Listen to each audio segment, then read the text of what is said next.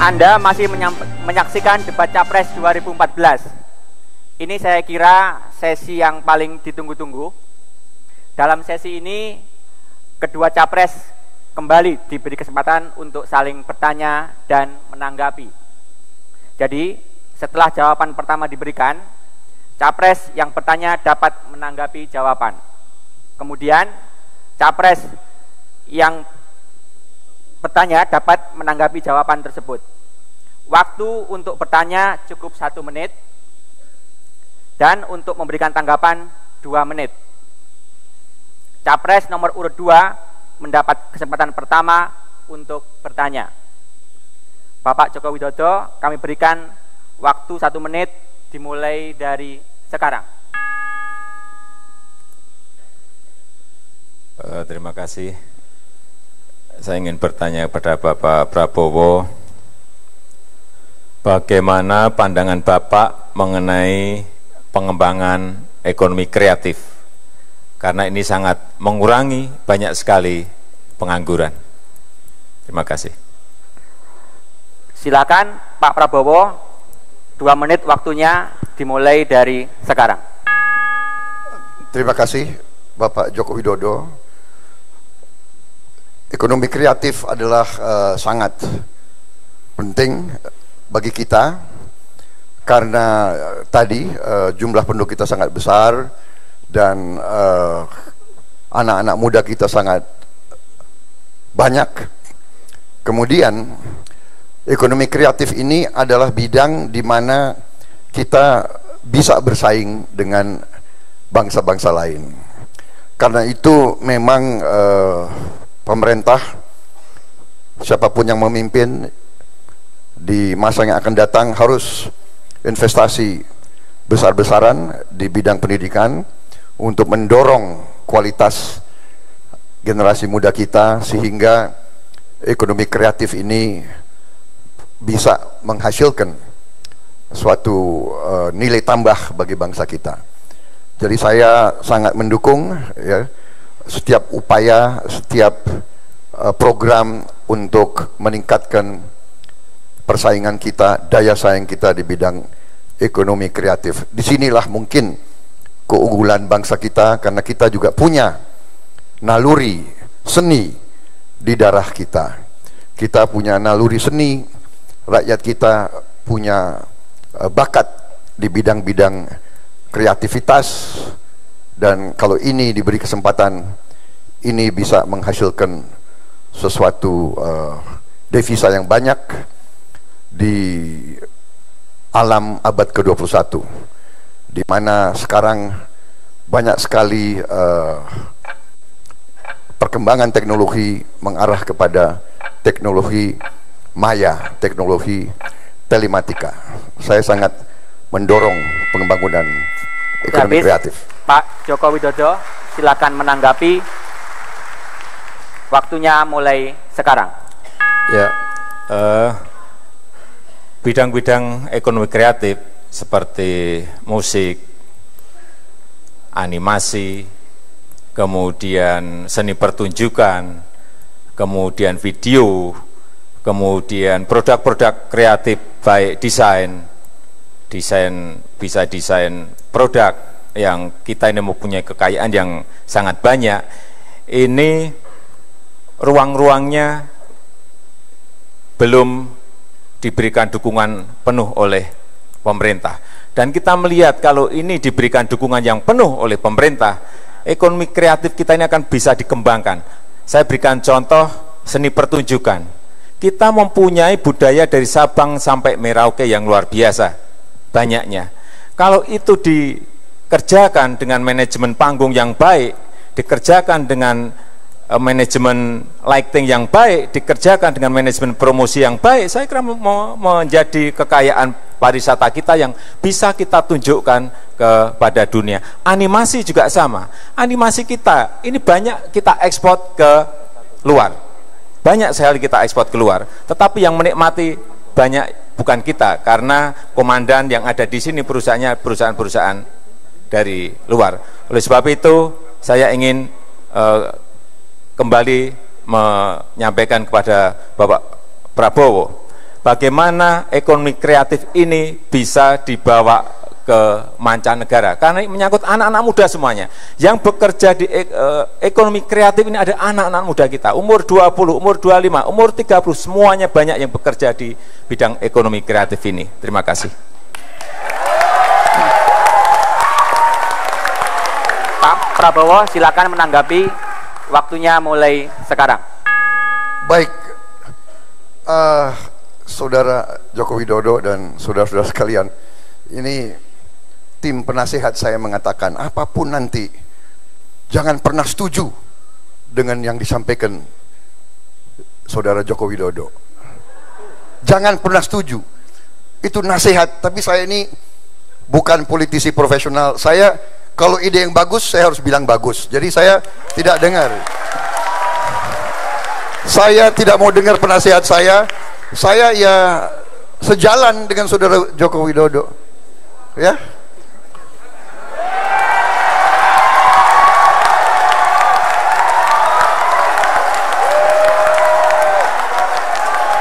Dan ya bagaimana? Masa harus gak setuju? Kalau yang idenya bagus gak setuju, ya kan? Maaf ya, kali ini saya nggak ikuti penasihat saya. Dan saudara-saudara, kalau ekonomi kreatif, saya hanya punya anak satu, dan anak saya memang bergerak di ekonomi kreatif.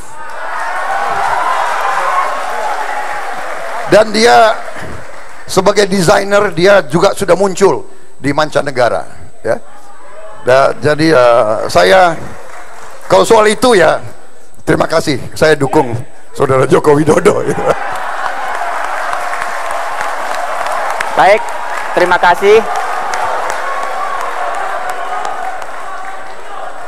Kini Pak Prabowo Subianto, kami berikan kesempatan untuk bertanya.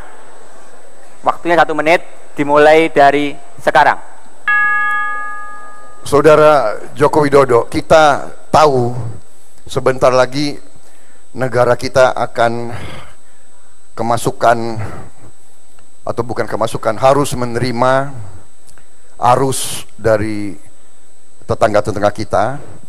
ASEAN Economic Community, Komunitas Ekonomi ASEAN tahun 2015 harus kita terima, sudah kita setujui, dan banyak dampaknya. Juga banyak sekali nanti orang ASEAN boleh berusaha di Indonesia, boleh bekerja di sini. Saya mohon pandangan Bapak, bagaimana menurut Bapak cara menghadapi ASEAN Economic Community ini? Apa kita harus tinjau kembali atau bagaimana pemikiran Bapak? Terima kasih. Cukup. Silakan Pak Joko Widodo ditanggapi.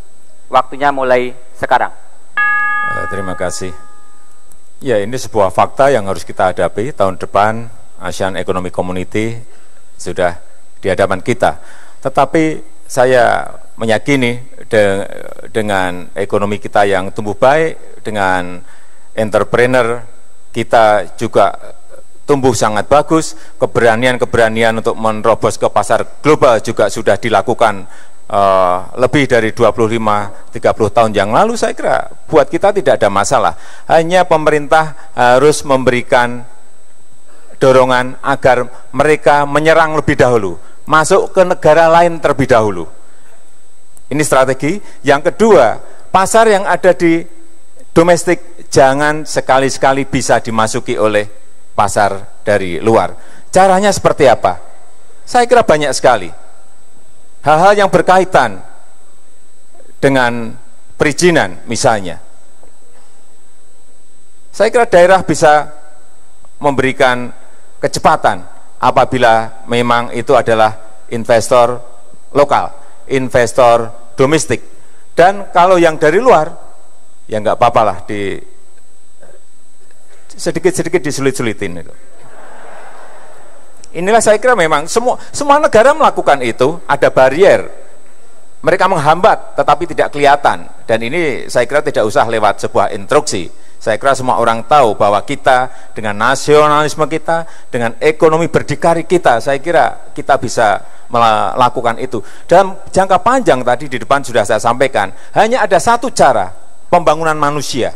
Itulah yang akan menjadi daya saing kita, produktivitas kita, dan itulah nanti yang akan menentukan kita menang atau tidak menang di dalam pertarungan di pasar. Saya kira itu. Terima kasih. Cukup. Pak Prabowo, silakan menanggapi, waktunya mulai sekarang. Jadi kalau rincinya bagaimana nanti Bapak mensikapi umpamanya tuntutan daripada perusahaan-perusahaan dari luar, sebagai contoh ingin membuka cabang-cabang bank di kabupaten-kabupaten kita, satu, atau bahwa kita harus membuka wilayah udara kita. Jadi nanti penerbangan ASEAN bebas terbang di antara kota-kota Indonesia. Ini apakah tidak akan merugikan kepentingan nasional kita? Terima kasih. Pak Joko Widodo, tanggapan Anda mulai dari sekarang. Iya, tentu saja kita sebagai pemerintah harus membuat regulasi-regulasi yang memberikan barier agar mereka tidak secara gampang masuk ke wilayah-wilayah kita. Sebagai contoh, tadi masalah hal yang berkaitan dengan perbankan. Saya kira BI mempunyai regulasi yang bisa memberikan hambatan-hambatan, yang bisa memberikan barier agar mereka tidak gampang sekali masuk ke tempat kita. Karena kalau kita lihat, kita mau mendirikan sebuah cabang bank di negara yang lain tetangga kita, itu aja sangat sulit sekali. Saya dengar langsung dari beberapa perbankan, mereka ingin mendirikan perbankan di sana sangat sulit sekali, tidak segampang di tempat kita. Oleh sebab itu, saya kira ada regulasi yang jelas dari pemerintah agar juga hambatan itu ada. Kita terbuka, tetapi secara tertutup. Saya kira hambatan itu harus mulai dibangun dengan regulasi, dengan peraturan-peraturan baik pemerintah pusat, baik BI, baik pemerintah daerah. Kita terbuka, tetapi sekali lagi yang utama adalah melindungi ekonomi kita, terutama yang berkaitan dengan ekonomi rakyat. Tidak bisa udara kita buka total, kemudian mereka bisa masuk ke semua daerah, dan yang menguasai daerah nantinya bukan pengusaha nasional, tetapi justru pengusaha dari sana. Saya kira kepentingan barier untuk regulasi itu. Jangan sampai memberikan peluang yang besar kepada mereka, karena dimanapun kita ingin investasi, di negara manapun pasti ada bariernya. Entah lewat regulasi bisnis, entah lewat regulasi pemerintah, entah dihambat di biaya masuk, dan yang lain-lainnya. Terima kasih. Baik, terima kasih Pak Joko Widodo. Kami berikan waktu 1 menit untuk menyampaikan pertanyaan kedua. Waktu mulai sekarang. Bapak Prabowo, kami mohon klarifikasi atau penjelasan mengenai visi misi Bapak tentang anggaran desa yang di sana tercantumkan 1 miliar. Karena yang saya tahu di Undang-Undang Desa itu tidak ada angka 1 miliar, tetapi justru lebih dari ini. Bisa 1,4, bisa 1,3, bisa 1,2, tergantung luas wilayah, tergantung penduduknya, dan tergantung kemiskinan yang ada di daerah itu. Terima kasih. Pak Prabowo, silakan menjawab. Waktu mulai sekarang. Baik, waktu saya mencanangkan program itu dan saya buat deklarasi itu sebelum Undang-Undang Desa keluar. Jadi saya sebagai Ketua Umum Himpunan Kerukunan Tani Indonesia juga didesak, saya juga Dewan Penasihat dari Induk Koperasi Unit Desa, didesak. Mereka sudah sebetulnya 7 tahun di DPR. Abdesi organisasi desa ini, abdesi Parade Nusantara PPDI sudah 7 tahun di DPR RI. Dan setiap tahun dibilang masuk tahun depan, masuk program tahun depan. Jadi tanggal 26 Oktober 2013 saya bikin deklarasi itu, saya umumkan, saya sebarkan, itu memacu semua fraksi di DPR RI, akhirnya keluar Undang-Undang Desa. Tetapi Undang-Undang Desa keluar masih harus diikuti, tentunya oleh peraturan pemerintah dan sebagainya. Inilah yang saya picu, ya. Jadi kalau di atas 1 miliar, ya alhamdulillah. Kalau dihitung kurang dari 1 miliar, kita akan lengkapi. Karena saya katakan minimal 1 miliar. Dan hitungan kita, anggaran kita mampu untuk melaksanakannya. Terima kasih. Pak Jokowi, silakan menanggapi, waktu mulai sekarang. Berarti artinya bukan 1 miliar Pak Prabowo ya, karena siapapun nanti presidennya, karena memang sudah merupakan undang-undang, itu juga secara otomatis bahwa anggaran sebesar yang tadi saya sampaikan, sebesar bisa 1,1, bisa 1,2, bisa 1,3 itu tetap akan mengucur ke desa.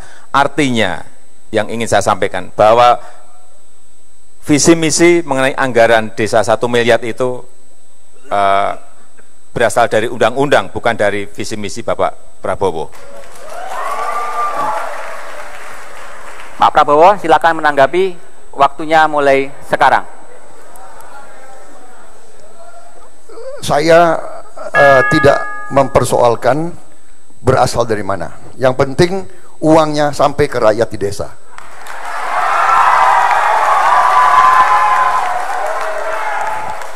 Karena ini perjuangan rakyat desa 7 tahun. Mereka kirim delegasi 7 tahun berturut-turut.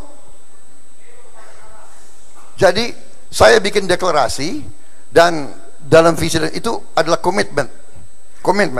Nah, perkara sudah ada undang-undang desa, alhamdulillah. Kalau nanti angkanya tidak sampai 1 miliar, pemerintah Prabowo Subianto dan Hatta Rajasa, kita akan bekerja keras supaya bisa sampai 1 miliar atau lebih. Itu komentar kami. Terima kasih. Waktunya masih ada, Pak, cukup. Ya kalau sudah selesai. Oke. Baik. Singkat, jelas. Terima kasih. Benar Pak. Terima kasih. Karena yang capek kita Pak ya. Mereka hanya duduk dengar aja itu. Ya. Terima kasih. Selanjutnya Pak Prabowo, kami berikan kesempatan untuk menyampaikan pertanyaan kedua. Waktunya dimulai dari sekarang. Saudara Joko Widodo, kita mengerti bahwa ada kontrak-kontrak dari perusahaan asing bersama Indonesia yang agak merugikan kita, agak merugikan bangsa Indonesia. Bagaimana menurut Pak Joko Widodo harus kita sikapi? Apa kita biarkan atau kita lakukan tindakan-tindakan tertentu? Saya mohon jawab. Pak Joko Widodo, jawaban dimulai dari sekarang. Terima kasih Pak Prabowo. Kita harus menghormati semua kontrak yang sudah ditandatangani. Tidak bisa ujuk-ujuk kita kemudian kita ambil, kan tidak mungkin. Oleh sebab itu, penghormatan terhadap kontrak yang telah disepakati itu merupakan pembangunan kepercayaan bagi investasi di negara ini. Tetapi kalau nantinya sudah habis, tentu saja kita akan kalkulasi kembali, kita akan hitung kembali apakah akan kita ambil. Kalau memang menguntungkan kita ambil, ya akan kita ambil, tentu saja. Apakah yang mengambil itu BUMN? Ya silakan. Atau mereka akan kerjasama, juga silakan. Tetapi yang paling penting menurut konstitusi bahwa kekayaan alam itu sebesar-besarnya digunakan untuk kemakmuran rakyat. Intinya di sana. Intinya di sana. Oleh sebab itu, yang paling penting adalah dikalkulasi. Yang paling penting adalah dihitung. Apakah kerjasama dengan BUMN, apakah diambil total oleh BUMN, semuanya perlu dikalkulasi. Kita tidak bisa mengeneralisir, karena ini adalah masalah yang berkaitan dengan sebuah kontrak. Tetapi saya setuju bahwa kekayaan alam itu harus digunakan sebesar-besarnya bagi kemakmuran rakyat dan harus menguntungkan negara, bukan menguntungkan negara asing. Terima kasih. Oke, Pak Prabowo, tanggapan Anda dimulai dari sekarang. Jadi, Saudara Jokowi, bagaimana dengan kontrak yang sangat merugikan kita, tapi masih jangkanya masih sangat panjang ke depan? Apakah kita tunggu 20 tahun lagi sampai selesai dengan kehilangan nilai tambah kekayaan bagi bangsa Indonesia, atau ada langkah lain? Apakah tidak sebaiknya kita adakan perundingan ulang, kita minta renegosiasi? Apakah tidak lebih baik kita renegosiasi kontrak-kontrak yang tidak menguntungkan bangsa Indonesia? Terima kasih. Silakan Pak Joko Widodo untuk memberikan tanggapan mulai dari sekarang. Ya, saya ini kan belum membuka kontraknya. Kalau kontraknya sudah kita buka, kemudian jelas poin-poinnya ada di situ jelas, kemudian ada peluang untuk renegosiasi ulang, saya kira akan segera kita lakukan itu. Kalau kita misalnya di dalam kontrak itu jelas bisa kita beli sekarang, ya kalau kita punya kemampuan, BUMN kita punya kemampuan, kenapa tidak kita beli sekarang kalau memang itu secara hitung-hitungan menguntungkan. Tetapi kalau di dalam kontrak itu memang tidak ada peluang, tidak ada klausul di situ bisa renegosiasi, ya kita harus memberikan penghormatan terhadap kontrak itu. Tetapi menurut saya yang paling penting sekali lagi bahwa setiap kontrak yang ada ke depan memang harus dilakukan secara detail. Jangan sampai ada kerugian-kerugian di pihak kita. Jangan sampai entah yang namanya royalti, entah yang namanya pembagian keuntungan, entah yang namanya pajak, minerba, itu negara dirugikan dan rakyat tidak mendapatkan hasil dari sana. Kembali ke konstitusi bahwa kekayaan alam harus sebesar-besarnya digunakan untuk kemakmuran rakyat. Arahnya ke sana. Oleh sebab itu, kontrak yang akan habis, kontrak yang mungkin jauh hari juga akan habis, tetap harus disiapkan dari sekarang. Tetap harus dikalkulasi, tetap harus dihitung mulai dari sekarang. Apakah diambil atau dikerjasamakan atau mau dibeli oleh BUMN. Saya kira inilah fakta yang harus kita hadapi dan kita, saya kira, siap untuk mengelola tambang-tambang itu. Terima kasih. Baik, terima kasih Bapak-Bapak. Pemirsa, debat Capres 2014 akan kembali setelah jeda pariwara berikut. Tetaplah bersama kami.